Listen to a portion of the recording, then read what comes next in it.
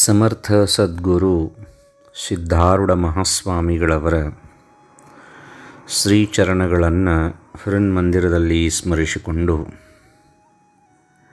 ಬಿಡು ಬಾಹ್ಯದೊಳು ಡಂಬವ ಮಾನಸದೊಳಗೆಡವಿಡದಿರು ಶಂಭುವ, ಒಡಲೊಳು ವಂಚಿಸಿ ಹೊರಗೆ ನೀ ಕೀರ್ತಿಯ ಪಡೆದರೆ ಶಿವ ನಿನ ಒಲಿಯುವನೇ ಮರುಳೆ.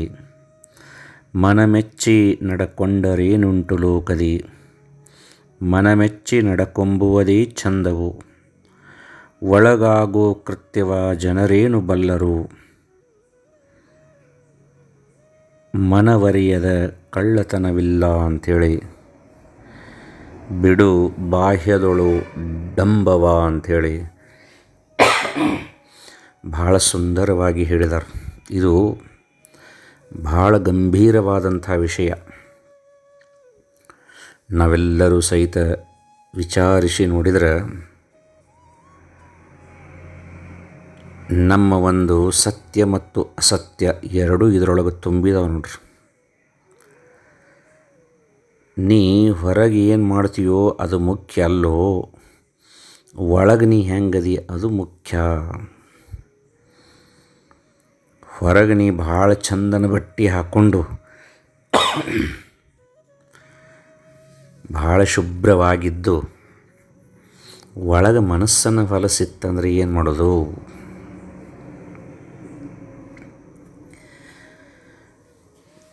ಜನ ನಿನ್ನ ಮೆಚ್ಚಿಕೊಳ್ಳಬಹುದು, ಆದರೆ ನಿನ್ನ ಮನಸ್ಸು ನಿನ್ನ ಮೆಚ್ಚೈತೆನ ಸ್ವಲ್ಪ ವಿಚಾರ ಮಾಡು.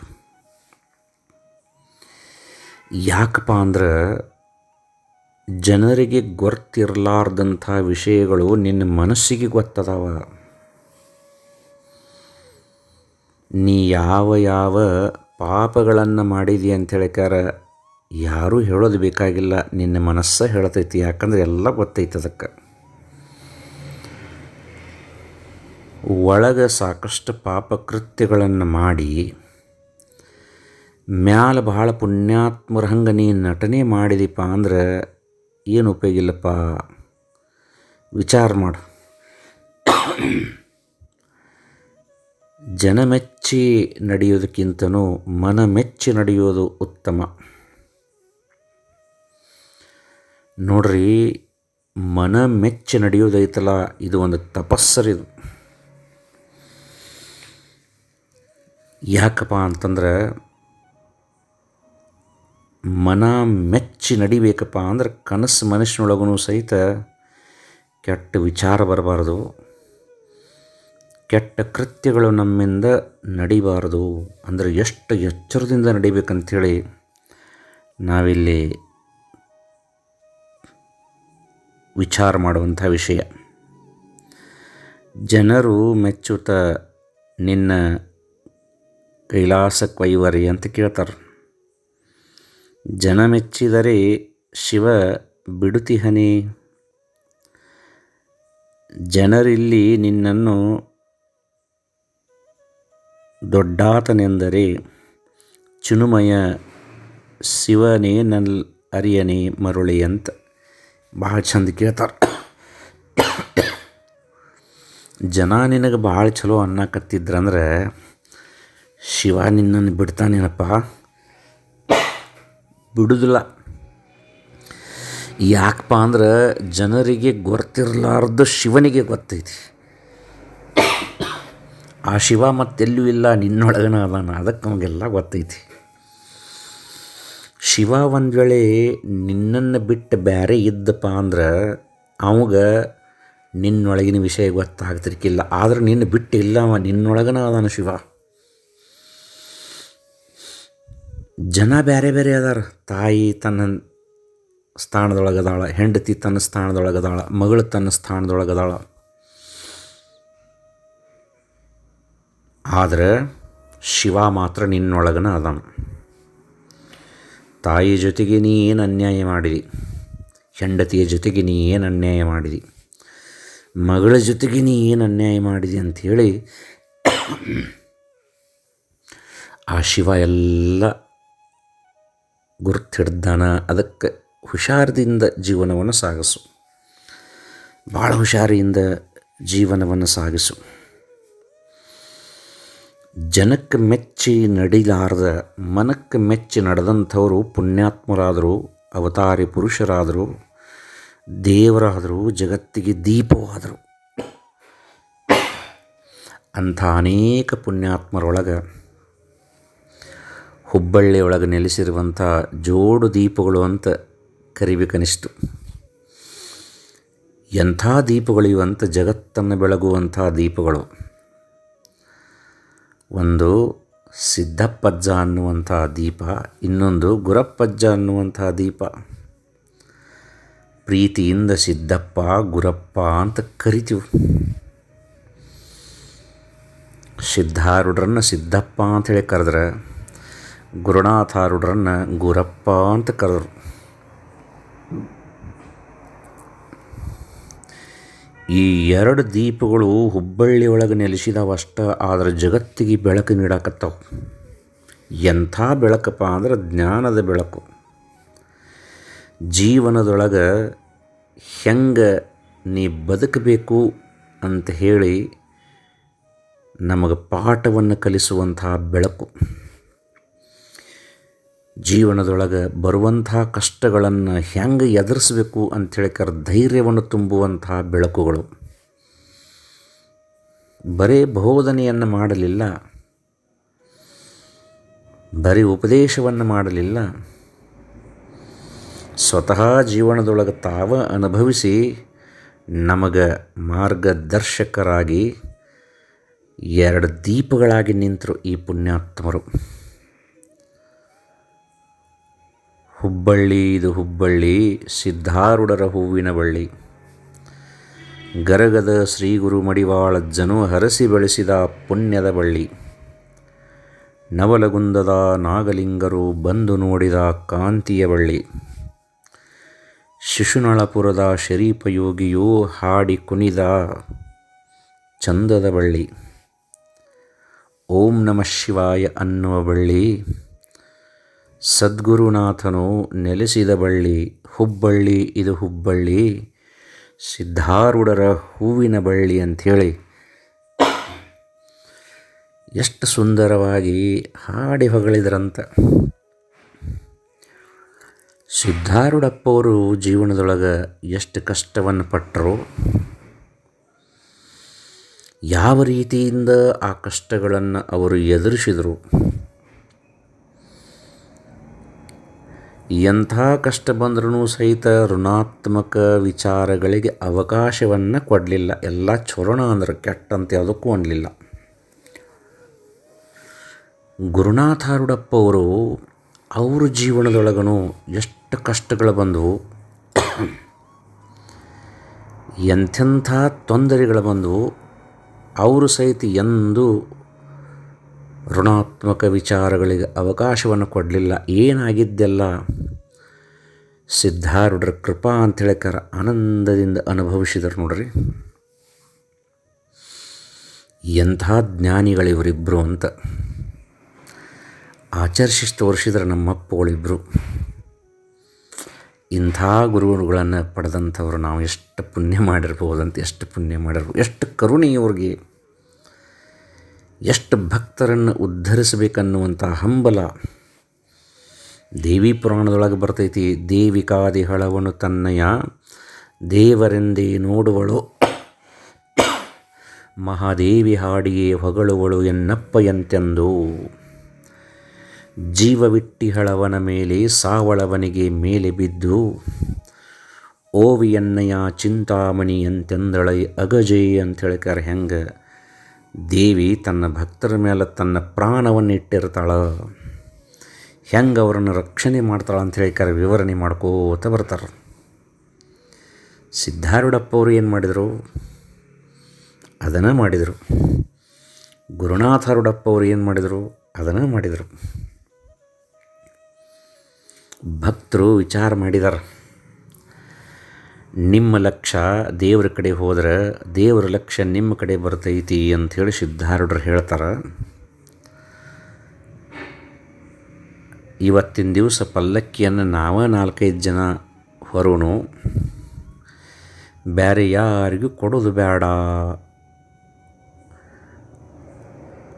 ಅಂಥೇಳಿ ವಿಚಾರ ಮಾಡಿ ಊರೊಳಗೆಲ್ಲ ಮೆರವಣಿಗೆ ಹೋಗಿ ಹೊಳ್ಳಿ ಬರೋ ಮಟನೂ ಸಹಿತ ಅವರ ಒಂದು 5-6 ಮಂದಿ ಪಲ್ಲಕ್ಕಿ ಹೊತ್ತರು. ಸಿದ್ಧಾರೂಢರಿಗೆ ಷೋಡಶೋಪಚಾರ ಪೂಜೆ ನಡೆದೈತಿ, ಪಲ್ಲಕ್ಕಿ ಉತ್ಸವ ನಡೆದೈತಿ.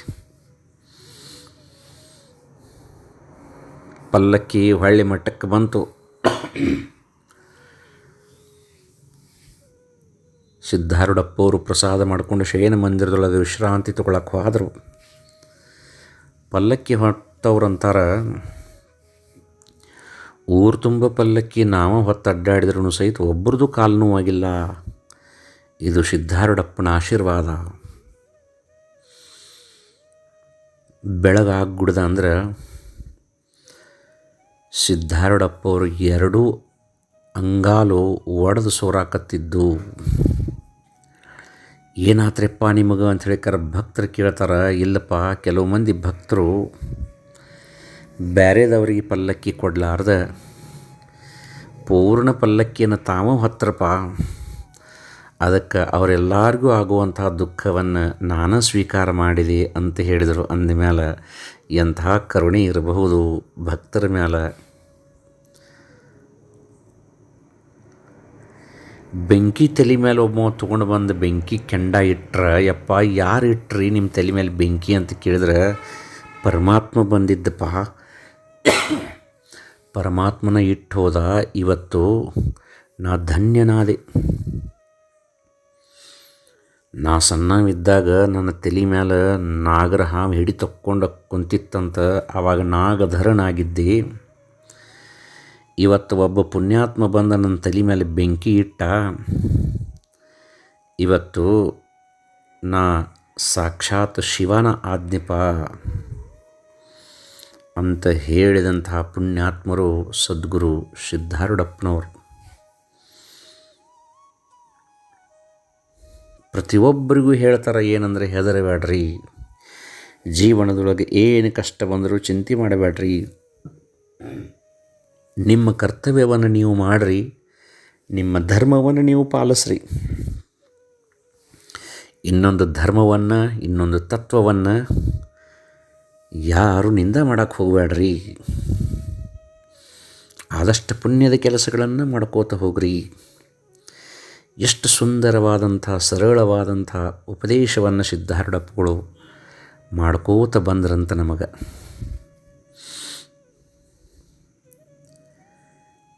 ಗರಗದ ಮಡಿವಾಳಜ್ಜವರು, ನವಲಗುಂದದ ನಾಗಲಿಂಗಜ್ಜವರು, ಸಂತ ಶಿಶುನಾಳ ಶರೀಫರು,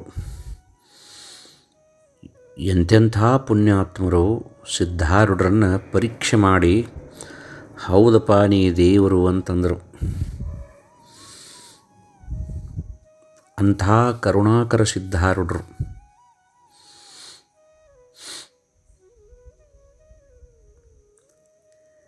ದೊಡ್ಡ ಜಾತ್ರೆ ನಡೆದೈತಿ. ಜಾತ್ರೆ ನಡೆದ ಸಮಯದೊಳಗೆ ಎಲ್ಲೋ ಒಂದು ಮೂಲೆ ಒಳಗೆ ಒಬ್ಬ ಬಡವ ಹೆಣ್ಮಗಳು ಹೊಟ್ಟೆತುಂಬ ಸಜ್ಜಕ ಉಂಡು ಒಂದು ಡಬ್ಬಿ ಒಳಗೆ ಮನೆಗೆ ಹೋದ್ರ ಆತಂತ ಹೇಳಿಕಾರ ತುಂಬಿಕೊಂಡಿದ್ದ ಡಬ್ಬಿ ಒಳಗೆ. ಅದನ್ನು ನೋಡಿ ಒಬ್ಬ ಹಿರಿಯ ಮನುಷ್ಯ ಆ ಹೆಣ್ಮಗಳನ್ನು ಹೊಡೆದ. ಇಷ್ಟು ಜನ ಕೂಡೈತಿ, ಎಲ್ಲರಿಗೂ ಪ್ರಸಾದ ಸಾಲತೈತೋ ಇಲ್ಲೋ ಅಂತ ನಾವು ಚಿಂತೆ ಮಾಡುವಾಗ, ನೀವು ಹೊಟ್ಟೆತುಂಬ ಉಣ್ಣೋದಷ್ಟೇ ಅಲ್ದ ಮನೆಗೂ ಕಟ್ಕೊಂಡು ಹೊಂಟ್ರಂದ್ರೆ ಹೆಂಗೆ ಸಾಲಬೇಕು ಅಂತ ಅಂದಿದ್ದ. ಜಾತ್ರೆ ಮುಗೀತು. ಸಿದ್ಧಾರೂಢಪ್ಪಗಳು ಶಯನ ಮಂದಿರದ ಕಡೆ ಬಂದರು. ದಿನ ರಾತ್ರಿ 1 ಗ್ಲಾಸ್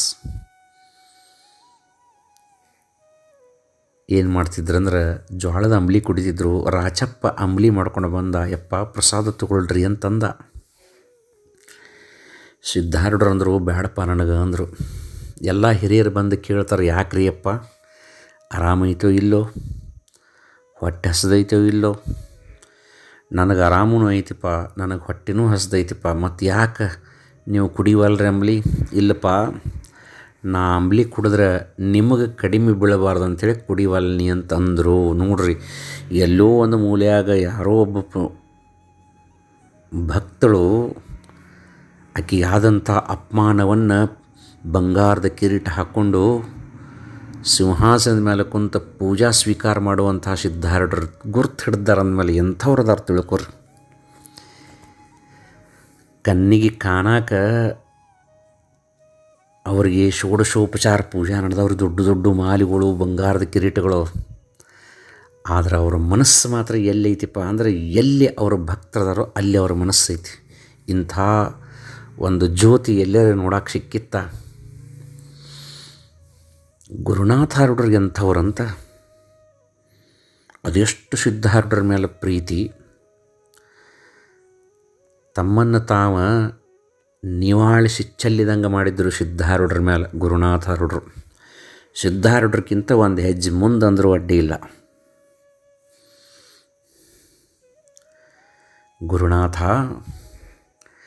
ನೀ ಮಾತಾಡಬೇಡಪ್ಪ ಅಂತೇಳಿ ಬರೀ ಒಂದು ಮಾತು ಹೇಳಿದ್ದಕ್ಕೆ 33 ವರ್ಷ ಕಲ್ಲಾಗಿ ಗುರು ಸೇವಾ ಮಾಡಿದಂಥವರು ಗುರುನಾಥಾರೂಢರು.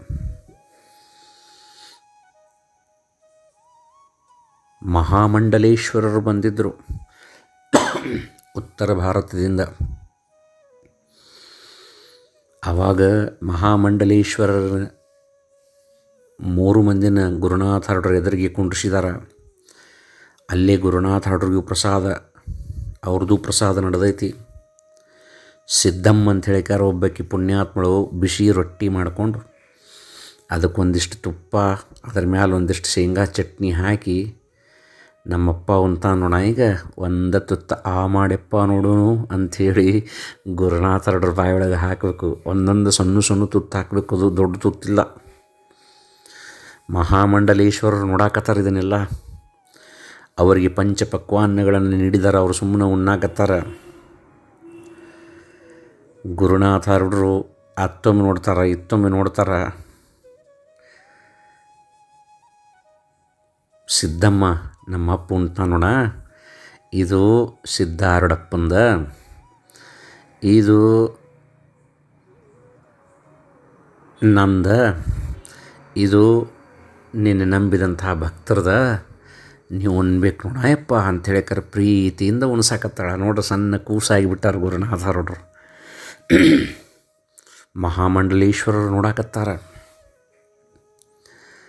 4-5 ತುತ್ತು ತಿಂದಾರ, ಎಲ್ಲ ಬಾಯಾಗ ಇಟ್ಕೊಂಡಾರ. ಪುರ್ರ ಅಂಥೇಳಿ ಉಗುಳಿ ಬಿಟ್ರಂತ. ಎಲ್ಲ ಬಂದು ಏನು ಮಾಡ್ತಾರೆ, ಮಹಾಮಂಡಲೇಶ್ವರ ಮೈ ತುಂಬ ಸಿಡಿದು ಬಿಡ್ತು 3 ಮಂದಿಗೆ.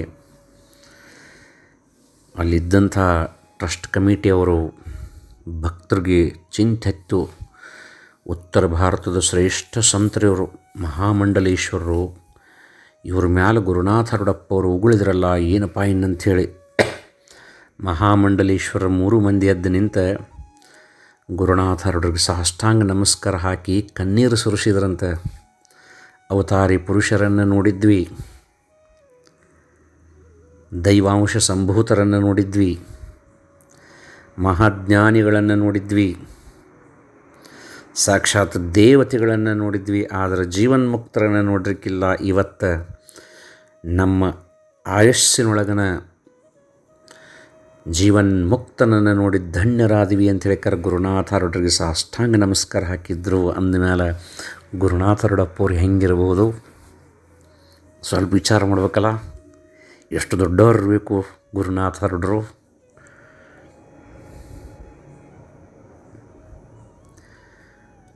ಒಂದು ಲೀಲೆನೋ 2 ಲೀಲೆನೋ ಸಿದ್ಧಾರೂಢರು ಮಾತಾಡಿ ಏನು ಜಗತ್ತನ್ನು ಉದ್ಧಾರ ಮಾಡಿದರೋ ಅದನ್ನು ಗುರುನಾಥಾರೂಢರು ಮೌನವಾಗಿನ ಉದ್ಧಾರ ಮಾಡಿ ತೋರಿಸಿದರು ನೋಡ್ರಿ. ಗುರಪ್ಪನ ಬಿಟ್ಟ ಸಿದ್ದಪ್ಪಿಲ್ಲ, ಸಿದ್ದಪ್ಪನ ಬಿಟ್ಟ ಗುರಪ್ಪ ಇಲ್ಲ. ಯಜ್ಜ ನನ್ನ ಬಿಟ್ಟು ಹೋಗಬೇಡ ಅಂಥೇಳಿ ಗುರುನಾಥಾರೂಢರು ಕಣ್ಣೀರು ಸುರಿಸೋ ಸಮಯದೊಳಗೆ, ಗುರುನಾಥ ಎಲ್ಲರಿಗೂ ಗುರುವಾಗಿ ಬಂದಂಥವಪ್ಪ ನೀನು, ಅದಕ್ಕೆ ಗುರುನಾಥನಾಗಿದ್ದಿ, ನೀ ಯಾಕೆ ಕಣ್ಣೀರು ಸುರಿಸ್ತೀಯೋ ಗುರುನಾಥ, ಜಗತ್ತಿನ ಕಣ್ಣೀರು ಒರೆಸಾಕ ನೀ ಬಂದಿದ್ದಿ, ಇನ್ನು ಮುಂದೆ ಕಣ್ಣೀರು ಸುರಿಸ್ಬೇಡಪ್ಪ, ನಿನ್ನೊಳಗೆ ನಾ ಇರ್ತೇನಂತ ಹೇಳಿಕರ ತಮ್ಮ ವರದ ಹಸ್ತವನ್ನು ಗುರುನಾಥಾರೂಢರ ತಲೆ ಮೇಲೆ ಇಟ್ಟರು. ಅವತ್ತಿನಿಂದ 33 ವರ್ಷ ಮಾತಾಡಲಿಲ್ಲ, ಒಂದು ಹನಿ ಕಣ್ಣಾಗ ನೀರು ಬರಲಿಲ್ಲ ಗುರುನಾಥಾರೂಢರ ಗಂಧ ಮೇಲೆ. ಎಂಥ ಒಂದು ಗುರು ಶಿಷ್ಯ ಸಂಬಂಧ, ಎಂಥ 2 ದೀಪಗಳು ಇವಂತು, ಜೋಡು ದೀಪಗಳು ಹೆಂಗಿರ್ಬೇಕಂತೀವಿ ಜಗತ್ತನ್ನು ಬೆಳಗಾಕತ್ತಾವು. ಗುರುನಾಥಾರೂಢರನ್ನು ನೆನೆಸ್ರಿ, ಸಿದ್ಧಾರೂಢರನ್ನು ನೆನೆಸ್ರಿ. ಅವರಿಬ್ಬರನ್ನು ನೆನೆಸಿದ್ರೆ ನಮ್ಮೊಳಗೆ ಜ್ಞಾನದ ದೀಪ ಬೆಳಗತೈತಿ. ಜ್ಞಾನದ ದೀಪ ಬೆಳಗಿತಂದ್ರೆ ನಾವು ಸಹಿತ ಅವರ ಪಾದದೊಳಗೆ ಒಂದು ಧೂಳಾಗಿ ಉಳಿಬಹುದು. ಇಲ್ಲಂದ್ರೆ ಮತ್ತು ಇಲ್ಲೇ ಪುನರಪಿ ಜನನಂ ಪುನರಪಿ ಮರಣಂ ಅಂತ ಹೇಳಿದಂಗೆ ಮತ್ತೆ ಇಲ್ಲೇ ಹುಟ್ಟಬೇಕಾಕತಿ.